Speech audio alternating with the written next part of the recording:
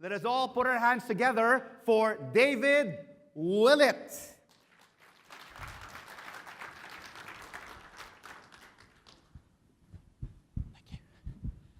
Thank you, Rico. Good morning, everybody, and thank you for inviting me to the 2017 OPITO conference. I'm just glad to say there was a break between Ryan finishing and me starting, because I think we should give him another round of applause. Wasn't he a great act to follow? Thank you. So, I guess before I start, I should give you a little bit of background to myself. My name is David Willett. I'm the Director of the Business Development Unit at the Open University. I'm relatively new to the university. I've been with them for just over 18 months. Prior to joining the university, I owned and ran a small private training provider for the previous 12 years, providing training mainly into the large corporate sector around business and technology and communications for clients including people like Unilever, GlaxoSmithKline, Unilever, Lloyds Banking Group, Visa, etc. So I have a range of experience of delivering education and training. Prior to starting my own business, I've worked in a number of large corporate organizations. And I left school at the age of 16. I was an engineering apprentice, an electrical engineering apprentice, and I am a product, if you like, of work-based learning. And that's something I'm going to touch on this morning as I go through my slides. Let me tell you a little bit before we begin then about the Open University, because some of you here may have heard of the Open University, some of you may not. We're the UK's largest academic institution. We have around 174,000 students studying, around 100,000 of those in the UK, so nearly 75,000 of them studying across the world. We're working across 21 countries with a range of partners and institutions across those 21 countries. Of those 170,000 students, though, 3/4 of our students are in work, are fully employed. And since our inception in 1959, so nearly 50 years ago, what we know how to do as an institution is design and deliver learning for people who are in work. And that's an important factor in relation to what I'm talking about this morning. So 3/4 of those people already in work. We also have a large population of disabled students studying, so over 22,000 students studying with us at any one time are disabled. And to give you a sense of scale, if we look at the nearest academic institution in the UK, so the University of Manchester, we're over 3 times the size of that organisation, and we have more disabled students studying than they have students in total. And that's important if you're an employer that has an agenda around, diversity in your organisation, or indeed social mobility. It's an important factor in how you perhaps design and deliver learning to people in work. So that's a little bit about us. I guess the final thing to say is we're also working with over 80% of the FTSE 100 companies, and I run the business development unit inside the university. So as a business, we're around a £500 million business, and about £50 million of that, so 10% of that, is the work we do directly with employers, so working directly with corporate organisations, both large and small. So I wanted to talk to you a bit about the changing nature of the workforce and why this matters. I'm going to talk a little bit about some of the things that Ryan talked about, but perhaps in a slightly different context. And there is no doubt that the global backdrop to work is changing. That's introduced by the speed of change, and Ryan talked a lot about that. We have clearly lots of advances in technology that's affecting the world of work, and we're working in an increasingly competitive environment. We have the advent of the gig economy, and Ryan talked about Uber. I think something like Intuit predicted that by 2020, something like 40% of American workers may be independent contractors. So there is no doubt that the change in how we work is increasing rapidly. And we're also seeing the increasing remote working, more and more people working remotely, not traveling to their regular place of work, working from home, working for other offices, indeed working from Starbucks. How many of you have been into Starbucks and seen people sat there with their laptops? They're actually working, not just drinking coffee. So the nature of work and the world of work is changing. That's a given. We also need to think about the pace in which it's changing. Up there's a list of 5 jobs that didn't exist 10 years ago. If you think about your own workplace, I'm sure you can think about roles and jobs that didn't exist 5 years ago, certainly 10 years ago. And if we think about those, Director of Analytics, Cybersecurity Consultant, Biotechnologist, Marketing Information and Technologist, those jobs didn't exist just 10 years ago. If we think about the type of startups that Ryan talked about, so Ryan talked about people like Uber and Udacity, some of these organizations that didn't exist 5 years ago are worth billions of pounds today. One that's not on my list that Ryan did talk about was Snapchat. Can I just get a show of hands? Who's heard of Snapchat? Yeah, okay, so most of people in the room have heard of Snapchat. Well, Snapchat didn't exist 5 years ago. It has a net worth today of $16 billion. So again, we can see from those sorts of organizations that actually we know now that change is a given, and that's also going to affect how we think about work. We also have technology that didn't exist 10 years ago.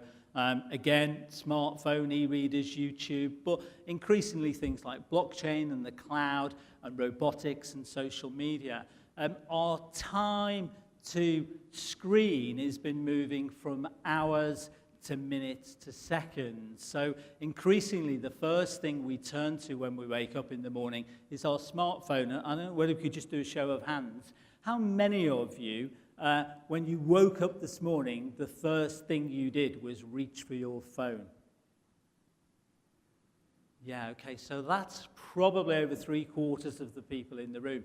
How many of you then actually checked your phone in the middle of the night when you woke up? Yeah, so quite a few people checking their phone in the middle of the night as well. So again, we can see that the nature of technology is also affecting perhaps how we would work as well. What we do know about work, though, is that there is an increasing shortage and underutilization of skills. There is a huge skills deficit in many areas of work, definitely in the UK around the digital skills economy. In the UK, we're estimated that there are 9.2 million low-skilled workers that will be chasing 3.1 million low-skilled jobs by 2024. And that's an important factor. One of the things Ryan talked about was millennials and how we can design workplace learning for millennials. But we have to remember that baby boomers will still be in the workplace by 2024, and we need to think about how we reskill and upskill the existing workforce as well as the millennials. This really brings us on to the changing nature. So the vast majority of our 2030 workforce are already in the workplace today and will need to be retrained to address existing and future skills gaps. I'm going to share my millennial story, and that was that when I was running my own business, Unilever were one of my clients, and in our business we had a number of young people ranging from ages 16 all the way up to 24, and I had a young apprentice in our organisation called Sam, and I'd asked Sam to come to a quarterly review with me with Unilever.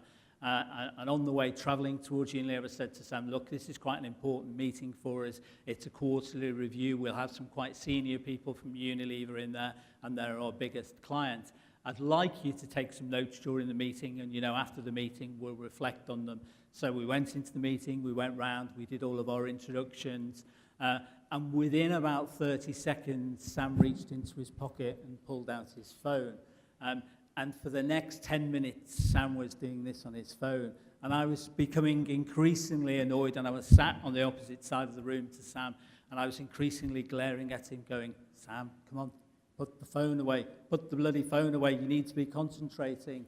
And of course, what was Sam doing? Taking the notes. So why would Sam use any other device to take notes? Why would he use a pad and paper? He would use his phone to take the notes.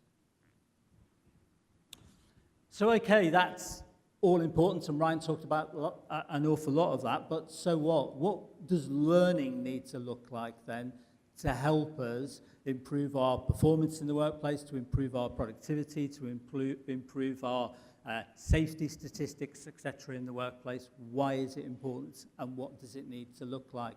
Well, we at the university conducted some research on it. Admittedly, this was UK research, and we asked managers and senior leaders across a range of organisations what learning needed to look like for them. And over 90% of managers were saying to us that they recognised the job of learning taking place in the workplace and being on the job, that over 90% of them expected managers to take responsibility for developing the skills of their staff.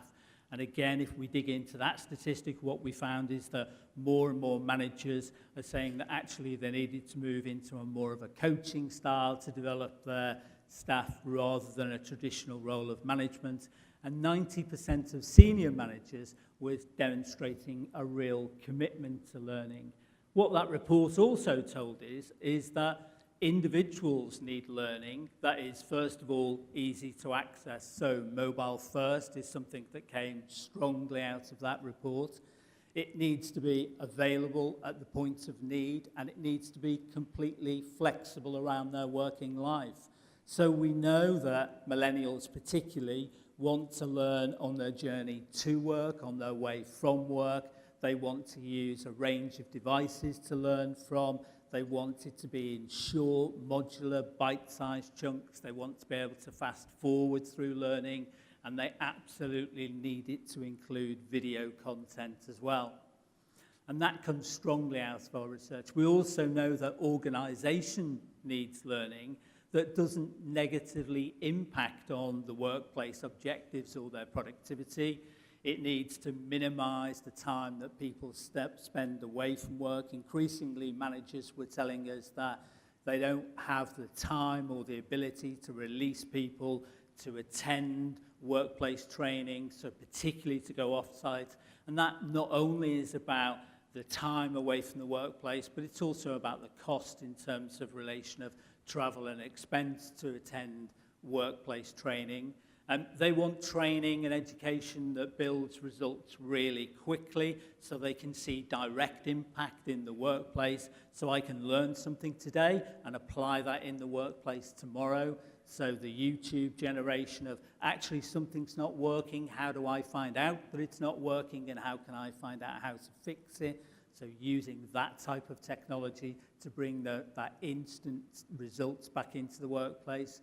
It needs to be learning that's not too resource intensive. So how can I develop learning that I'm able to scale quickly, that I can update frequently without huge amounts of cost?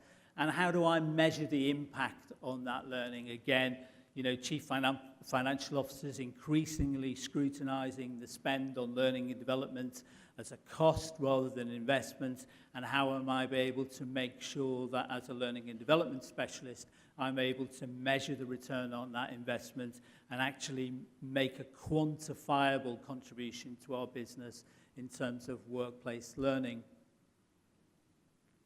What we also know is that over 93% of organizations want to integrate technology into learning, and this is something that comes out really, really strong. And Ryan gave us some great examples of some organizations that perhaps are leading the way.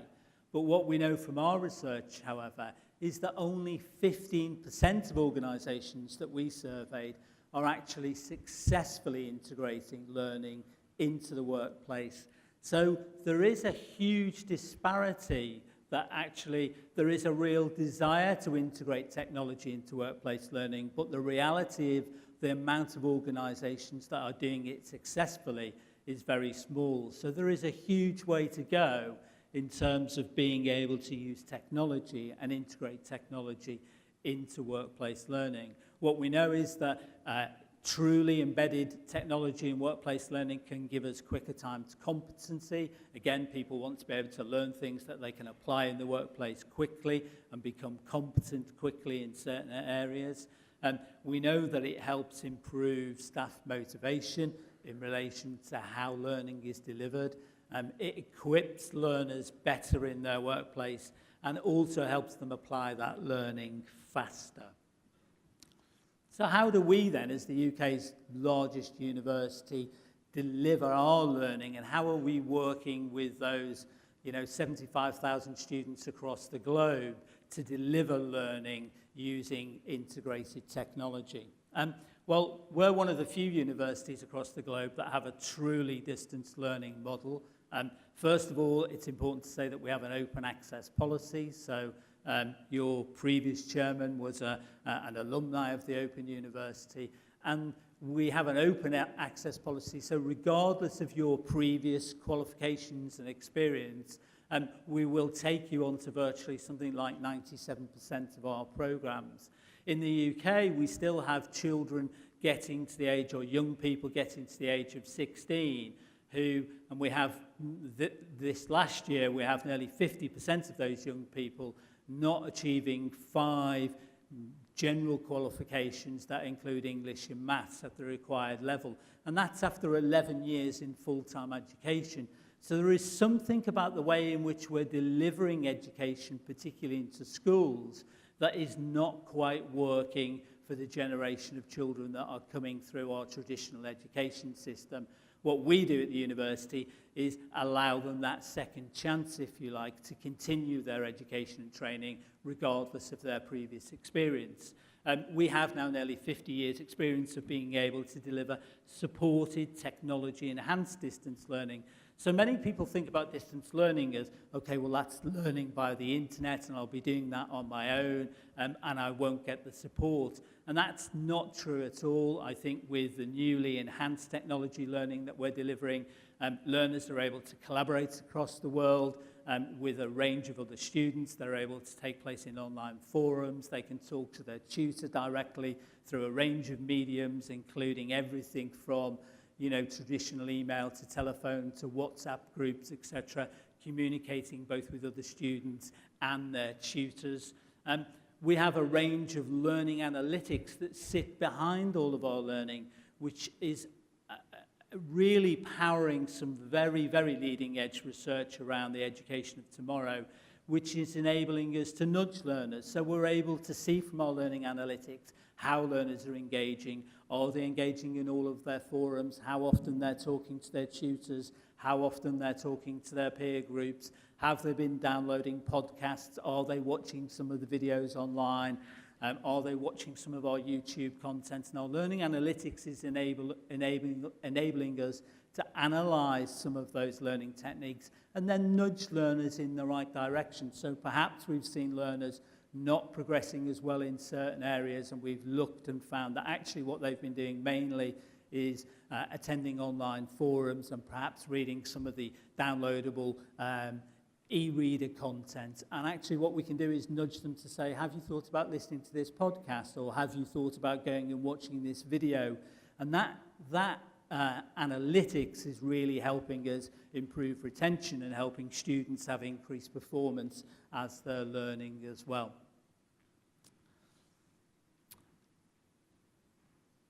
I think I've talked about some of this, but the important point to make in here is that technology-enhanced learning on its own isn't the key to success when designing and delivering work-based learning. For us, it's about having that real support, so ensuring that learners, whether they're in a corporate workplace or whether they're learning at home, on a properly designed program, have got the right sort of peer support.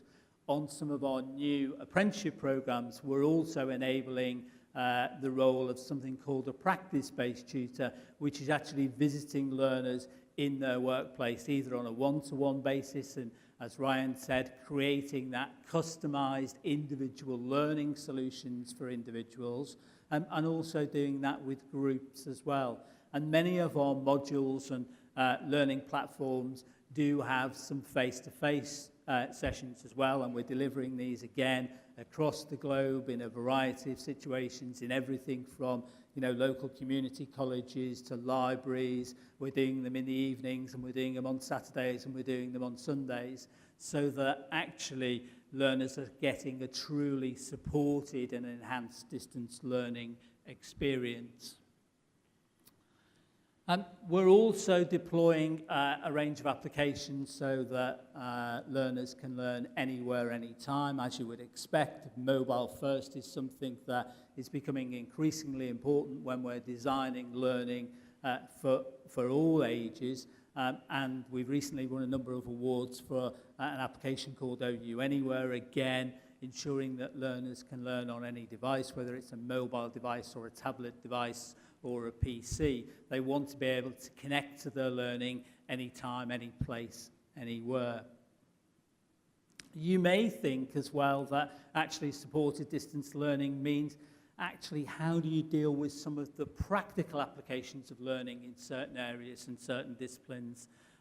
Well, we've launched something called the Open Science Laboratory in some of our science and technology programs that enables us to deliver really almost identical experiences as if you were taking part in some experiments in the real world and conducting those experiments yourself. So we're able to give students remote access to both laboratories and observatories. We've created virtual laboratories and instruments such as a virtual microscope, which allows students to do interactive screen experiments with real-life experiences. And we've had over 5,000 learners now conduct those experiments using our Open Science Laboratory, and that's an area we're increasingly investing in as part of all of our programs, particularly around science, engineering, and technology. We also have a platform that supports learners called our Open Learn platform, which gives us now we've had nearly 6 million unique visitors in the last year to that platform, and that's because we know learners, although they may be on a program of study learning about a particular area, they want to dip in and out of learning and look at small, modular, bite-sized chunks of learning, and our Open Learn platform gives learners the ability to do just that. They may have sparked an interest in one particular area by studying one particular module and think, I'd like to find out more about that, but actually not study a full course or not study even a full module, but perhaps take a bite-sized chunk of learning that might be anything from, you know, a 5-minute exploration into a particular subject area all the way through to a 50-hour exploration into an area that might lead them to a further program of study. And we make all of that material available to every learner, whether they're a corporate learner or a normal student. All of that Open Learn content is available to them. And we know that often leads to students studying additional pathways on completion of an initial course. One of the areas, though, we are investing heavily in as a university, and this links directly to Ryan's talk about millennials, are higher and degree level apprenticeships. So we've made a significant investment in this area in the UK, and we've invested over £12 million to date. And apprenticeships are first and foremost a job with education and training. We've seen traditional degree education and the debt associated with that in the UK spiral. The average debt for a UK graduate now in the UK is approaching £50,000.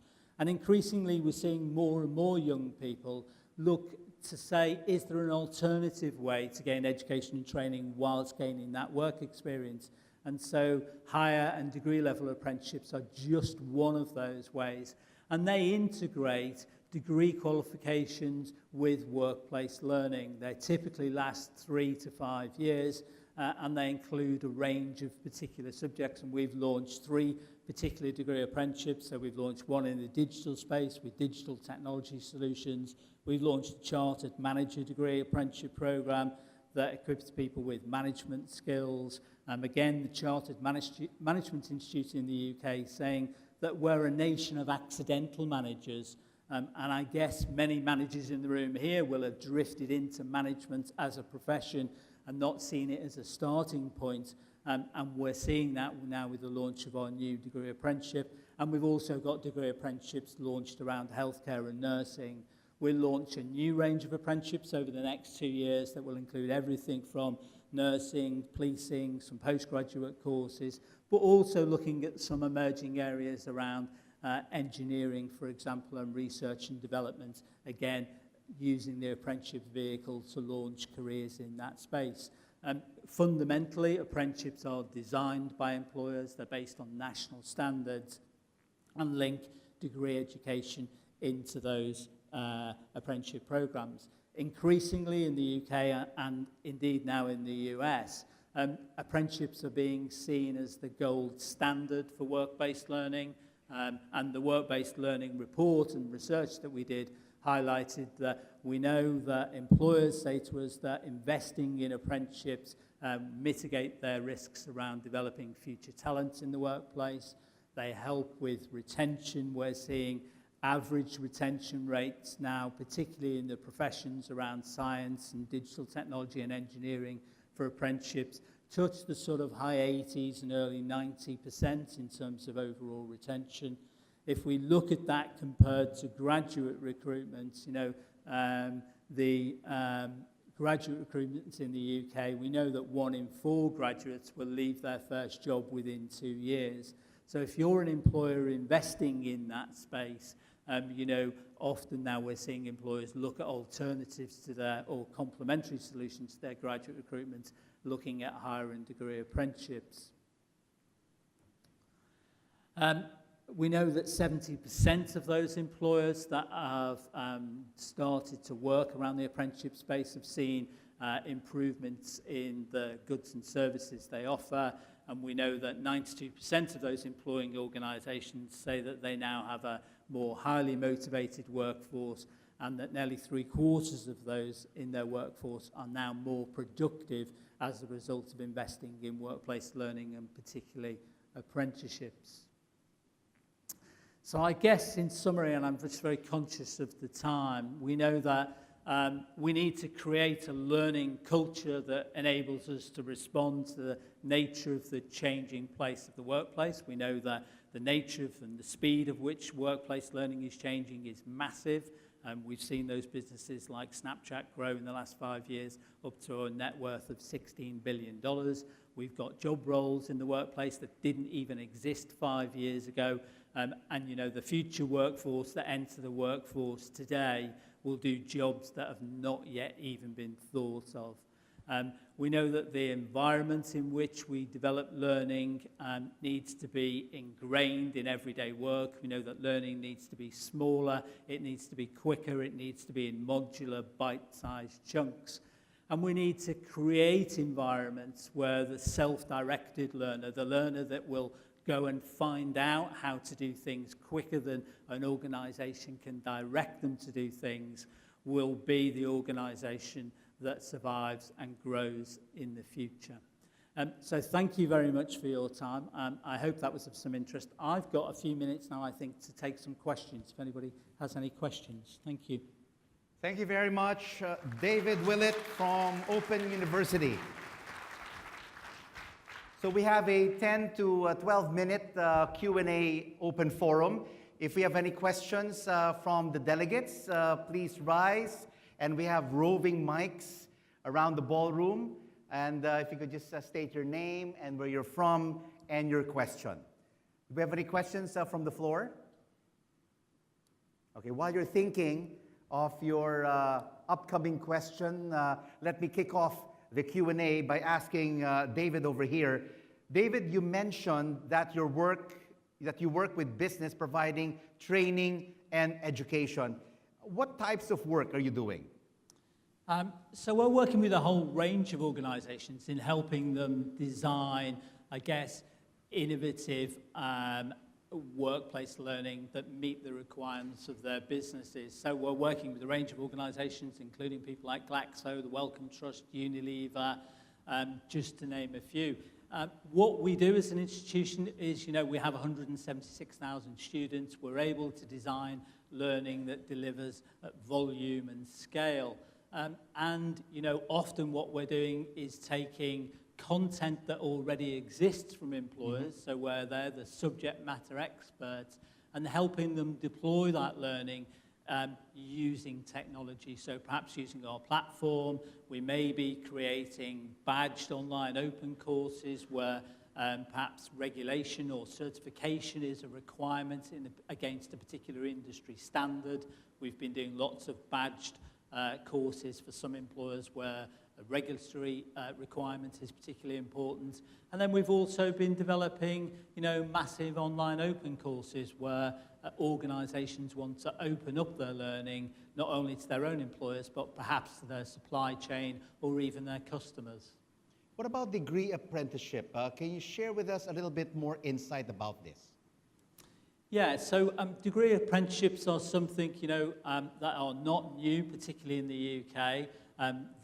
They've been growing. There are, the governments in the UK have a target to create 3 million apprenticeships by 2020. The US are currently trying to create 5 million apprenticeship starts by 2020. We're seeing growing interest from employers in looking at apprenticeships as not necessarily an alternative, but a real complementary way to grow workplace skills and talent in the workforce. We're also seeing apprenticeships being used to upskill existing workforces as well. So apprenticeships not just being used to grow new talent, but also develop the existing workforce. Something we didn't talk a lot about is that, with the advent of technology and the increase in healthcare, we're all living longer, as Ryan talked about today. By 2020, the average retirement age, and the highest European country that will have the highest retirement age will be Denmark, with a retirement age of 72. There is an existing workforce that's going to continue to need to be reskilled and upskilled as the nature of work changes, and so employers are using higher and degree apprenticeships to actually upskill the existing workforce as well as bring in new talent. All right, thank you so much, David. Are there questions from our delegates? Yes, sir. Yes, Megan has a mic over here. Sir. There you go. Thank you.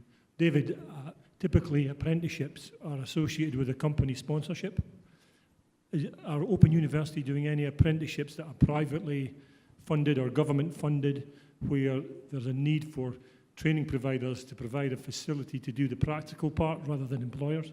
Does that exist in the market? Yeah, it does. So we're working in partnership with both employers and indeed in many cases some private training providers as well. So in the UK, the government have recently introduced an apprenticeship levy. So if you're a large employer with a payroll bill over £3 million, you'll be paying into something called the apprenticeship levy. You're able to use that money, it goes into a digital account, you're able to use that money to spend on apprenticeships at all levels, all the way through to higher and degree apprenticeships. If you're a small employer, and so you maybe sit in the supply chain of a larger organisation, or you're an independent contractor, in the UK, the government will fund 90% of that training and education. So we're either doing it in one of those two ways. In the US, however, funding slightly different. There is some state funding and there is some federal funding, but it's quite diverse. And actually what we are seeing is individuals funding apprenticeships. And so we're seeing something similar to student loans being applied in the US, and individuals funding and making investments through apprenticeship in their education and training. And we're starting to see that increase in the US at the moment. So we're seeing a growing trend of degree apprenticeships both in the UK and in the US. What about here in Asia? Are companies also adopting degree apprenticeships? Yeah, I think what we are seeing is where we're working with organisations that have a global footprint. So if we think about the work we're doing with people like Visa and the Wellcome Trust and Unilever, etc., they're starting to look at models where they can deploy strategies across the globe that work for them as an organisation. So perhaps tailoring the models to suit in-country methods of delivery or perhaps regulation. But the basic premise of designing really high quality work-based learning using technology and distance learning to deliver that learning is something that we are seeing being rolled out across the globe. Thank you, David. Yes, we have a question from the gentleman. Name please and company. Our Meenakshi Sundaram, ex-ONGC man, India. Thank you. How much does this Open University program cover oil and gas operations? Sorry, I didn't quite catch the question. How much does this Open University program cover oil and gas operations? How does it cover oil and gas? Yeah, well, we're working across a whole range of sectors. So not specifically, I guess, as a sector, oil and gas, but engineering as an example, or project management, are areas of study that we have some specialist areas in. So we are working with a range of organisations delivering education and training around engineering, around project management. So there will be subject areas that, you know, absolutely fit across the oil and gas industry and sector. Do we have more questions from our delegates? Yes, sir. Second to the last question. And do we have another one on the floor right after this gentleman? Okay. Final question from the floor. Name, please, and company. Thank you, David. My name is Gergely Váradi, and I'm from Lloyd's Register. So something that caught me from your presentation is the data that close to 90% of companies trying to implement new alternative ways of training, educating their labor, but only 15% is successful. So I would like to know your opinion about what's the major obstacle, what are the major obstacles about being successful, and if there's anything related to this new generation or the generation gaps for that. Thank you. Yeah, great question. I think we're seeing a range of areas when we explored this a little more around, and for us it was quite a shock that, you know, we saw this 90% of organisations saying that actually that's what they're aspiring to do, but only 15% delivering. We saw a range of reasons as to why they're not doing it. Some was around cost of deploying technology solutions. Some of it was around finding solutions that would deliver at scale and with volume for those organisations. Some of it was really around lack of understanding and knowledge and expertise inside organisations. What we found was that inside particularly larger organisations, there were often too many stakeholders who had a view of about what technology-enhanced learning looks like, and organisations becoming a little bit paralysed by the analysis. So we looked at one organisation in particular that had something like 12 different roles, I think, that were related or had a job title that were people who were responsible for learning and development. So everyone from learning and development managers, heads of training, head of apprenticeship programs, the head of the graduate program, and this one organisation had 12 major stakeholders, none of whom could actually agree what a technology-enhanced solution for learning could really look like. And they all had a view that actually their bit of the business looks slightly different than others. So I guess when you're trying to deliver solutions into fairly, you know, workforces that have got real disparity in the ranges of things they need to learn and the ways in which they need to learn it, it becomes more of a challenge for organisations, and sometimes they just get stuck in, actually, we don't know what to do next. And that was the general consensus that we came to. It is an area, actually, we're going to do more research on this year as we go forward. And I guess just picking up on some of Ryan's examples, you know, some of those it's perhaps easier to do. And I thought the example of taco shells was a great one. Very simple application about actually, you know, almost an HR solution around workforce management, about how you control the workforce and manage data. But it was quite a simple solution, fixing quite a simple problem. If you're a large organisation like, I don't know, maybe Shell or Maersk in this sector, you know, your challenges may be way more complex, and actually it might be more difficult to actually come up with a single solution. It might end up being multiple solutions.